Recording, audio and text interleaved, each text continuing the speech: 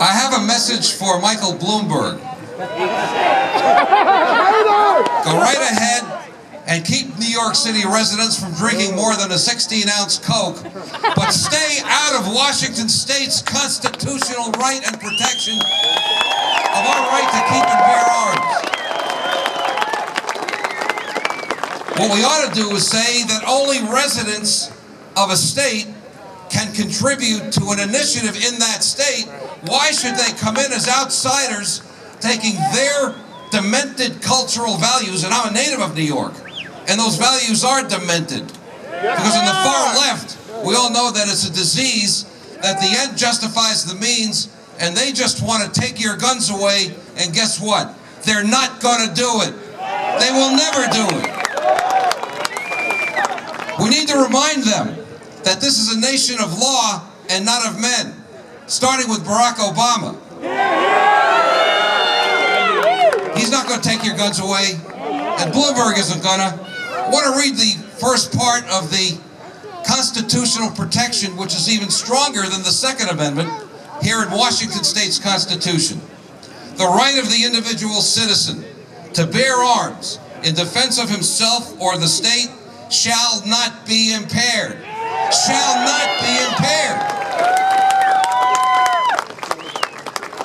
The deception of that initiative was abominable. It was unethical. It was immoral. It didn't state on the voting day, when people looked at the headline of that initiative, all of the consequences of it. Nobody read the 18 pages of the mainstream in this state.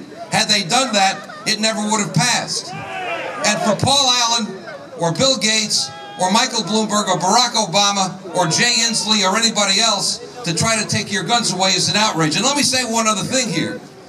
99% of firearms in this country are never used criminally. We don't even enforce the laws that are on the books today. And when the founders created the Second Amendment, they did it for one reason. Because they didn't want a tyrannical government controlling people without their ability to respond and to defend themselves. All you have to do is look at Germany and what was done to the Jewish people in Germany, who did not have the ability to fight back. We cannot allow ourselves to be in that position. And given the nature of this administration in Washington, D.C., I wouldn't trust them to protect your freedom any more than I would trust an individual who has no right to come into this state to defend your interest. They don't defend your interest, they defend their own. They want to impose an ideology that is absolutely dead wrong. And no one, and by the way, you pass a law, a gun control law, who's going to follow the law? It's going to be honest people. It's the criminals who couldn't care less about a law. They're not going to follow a law that says you can't own a gun. They're going to get it on the black market. They're going to get it anywhere. It's not going to change a thing. The rule of law must prevail. The Second Amendment and the Washington State Constitution both say that Michael Bloomberg is wrong, that he has no business going around the country. He ought to mind his own business in New York State.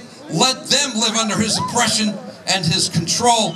Let those people do that. But Washington State will prevail, and when this goes to court, it's going to be overturned. God bless you all.